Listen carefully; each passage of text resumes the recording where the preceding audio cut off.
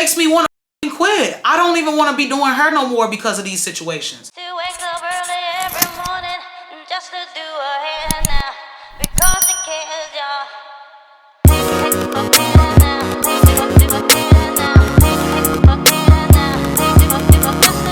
What's up, guys? Welcome back to my channel. If you don't already know, I'm the grooming artist. If you've never watched any of my videos, thank you so much for tuning in today. To my regular subscribers, hey cousins, I want to talk about crazy clients, G. This is insane, the things that I encountered during being a barber and stylist. Low-key, like, some of those things, literally, it makes me want to quit. I don't even want to be doing her no more because of these situations. It make me never want to do her again. It make me never want to cut hair again. I'm gonna only tell one story during this time. I'm gonna use like a fake name. I was doing this client, I'm gonna just call them Samantha.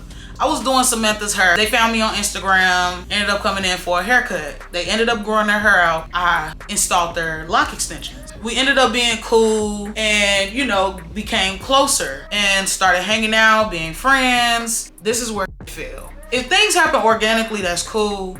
But this one kind of was like a little forced. The friendship was forced and I was like, okay, whatever. I was just like, forget it. I'm gonna just stop being paranoid because I know how I am. I'll be like, what's your intentions? You know? Because living in Chicago, a lot of people are very intentional and they want to be friends with you because of something, because of personal gain in some sort of way. Moving forward, I ended up doing their locks often. I would see them twice a month when it came to doing their hair. Twice a month because I would cut their hair every 2 weeks and I would retwist their hair every month. I go back home for Christmas break and I get a booking notification because I didn't have separate numbers. Like I didn't have a personal number and a business number. It was like, Samantha has booked an appointment for a haircut at 6:30 p.m. Mind you, y'all, my hours were from 9 a.m. to 7 p.m. So I'm like, okay, cool, whatever. So I get a text. Oh yeah, bro, I booked an appointment for a haircut, but I'm gonna need the works. This is me, the works. At 6:30 p.m., you want a wash, retwist, style, and a haircut at 6:30, knowing well I close at 7. So I'm like, all right, cool, whatever. Just know that it will be a $50 upcharge added on top of your service since I'm staying later. Then I get a text back to me something, $50. $50. And I'm like, yeah, $50. I'll be on social media, but not really like that. I don't be on Instagram like that. I do, but I don't. I go on my Twitter because it makes me feel like comfortable because, you know, I feel like I have to have some type of disconnect from work. And I don't like the fact that I feel like I'm at work all the time when I'm on Instagram, if that makes any sense. You know, I follow her on all social medias because we were becoming friends or whatever. I scroll past some laughs and I see her tweet, I'm about to fly to LA to get my hair done by whoever she tagged. And I'm not salty about that because do what you do. That wasn't the thing that got me. The thing that got me was because these Chicago locticians got me up. Who are you talking to? Cause these Chicago locticians got me effed up. What? When I tell y'all, I sent her money back so fast through Cash App. I did it through Cash App because I just wanted to get it over with. I sent it through Cash App and I gave her extra money just in case she wanted to instantly deposit. You know how Cash App be. Cash App definitely be tweaking. They be trying to take out some money when you send in other people money. I sent her extra. That way she can get exactly what she paid me. And then I blocked her from all my social media accounts because I'm not finna deal with that. How you gonna say Chicago locticians got me up? Number one, I literally am the only person that has touched your head since you've had locks. I installed your locks. I retwist your locks once a month and I cut your hair twice a month. I cut your hair once every 2 weeks. So what? So it wasn't no way around like being like, oh, that wasn't about you, because you would have been a liar. You would have been a liar. She gets upset, y'all. I still got the voicemail. Why? Because just in case I want to pop off, I've got to protect myself at all costs. Y'all, this is what happened. Hey, yo, you are goofy bitch, and I know you know who the fuck I am.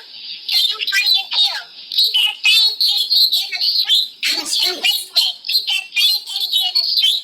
Do you hear me? And you know exactly who it is. Also known as, you know who the fuck I am. Y'all, let me just say, She's not from the streets. She's not from the streets at all. Not at all. Like, at all.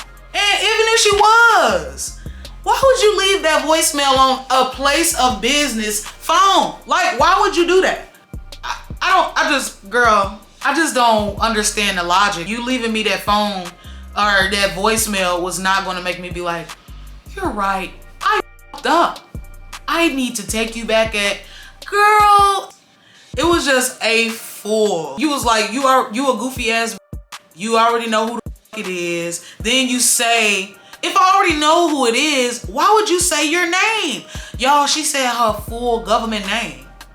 Full government name. So I could have literally got a restraining order on you because you said keep that energy in the streets. You know who the f*** it is. You said your full name. Then you said also known as your Instagram name. Girl, is you crazy? Just because I wouldn't do your hair over some funky retwist and style and cut? Find somebody else. You're not finna talk to me and think you're not finna play me. Like what? If I get any inkling or I feel a certain type of energy from a client that make me feel uncomfortable, I'm going to, number one, address it in the most professional way possible. Number two, if the energy is still off, I'm going to fire you as a client, because I feel like clients have the right to fire locticians or beauticians or stylists, barbers, because they do it all the time. Like, you know what I'm saying? Y'all be like, I ain't really like the way he cut my hair, so I'm gonna go somewhere else. You know what I'm saying? You'll find somebody else. I ain't really like how the hell you treat me, so I'm gonna have another client. I don't want you as a client. And I feel like that's where people get misconstrued. They feel some type of way because you don't need their money. Granted, to a certain extent, we do all need money to, you know what I'm saying, to sustain, but all money ain't good money. She changed her review on my Booksy to a 1-star. Mind you, she literally had 5 stars and above. Changed her review on my Booksy to 1 star and was like, the comment said, she's a goofy. This is word for word. She's a goofy. Her barber's license is fake. She don't know how to count money. What? What are you talking about? So then I contact Booksy and I'm like, so can we like erase this because it's a lie. My barber license is real. I took my state board and passed. And I'm just like, she's lying. And they was just like, oh, it's nothing we can do. I'm like, ain't that slander? Like, what the hell? So yeah, she left me that message. She left me 2 bad reviews. And I think recently she just changed another review that she put up to a 1 star, and I went down another half star. And I'm just like, what? You're still talking? I just don't, what's the point? I ain't did your hair in 2 years. I ain't did your hair since that situation. I don't know what you're trying to do. I don't know what you're trying to gain. All I know is you're a miserable peon and you ain't got nothing else better to do. I pretty much got 2 handfuls of situations where I'm just like, I can't wait to tell YouTube this.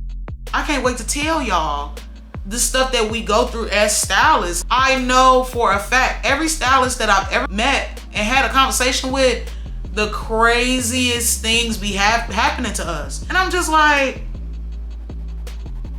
what the hell? You literally be giving people like the most professional environment, try to make them feel warm and welcome, and people still will give you their to kiss, y'all. Sometimes I really do be wanting to quit. It be certain things that really be breaking me down to where I just be like, I don't know, I'll go get a 9 to 5 sometimes. In my mind, I'll be like, I'll go get a 9 to 5. But then I realize, that probably wouldn't be the best thing for me, because if I see something that I don't like, I'll call it out. I don't care if you're the boss. I don't care about anything. We go through a lot as stylists, like people just not wanting to pay us the prices that we tell you. My thing is this, if you feel like the price is too much, she could have been like, oh, you know what? I feel like that's a little out of my budget right now, so I'm gonna just get the haircut. And that could have been it. You ain't even have to say nothing else, but you decided to literally burn a bridge. I really do go the extra mile to take care of my clients because they my people. I really mess with y'all. I don't give a rat's, but if you a new client, if you like, we locked in, you know what I'm saying? I try my best to make sure that my clients feel like family, because this is, you know, but a respectful kind of thing. I don't want it to be blurred lines of what professionalism is, you know what I'm saying? I hope y'all enjoyed this video. Let me know in the comment section if y'all want more videos like this. I kind of want to change it up. Oh, y'all see me with the brand? I got on the Forever Relentless brand. This company called Forever Relentless sent me a few shirts. I'll link their website in the bio so you guys can support Black-owned workout business. It's very comfortable, very durable. When I wash it, it don't shrink, it don't be dingy. Support Black business. If you really like this video, give it a thumbs up. Subscribe if you haven't already. I'll see y'all in my next video.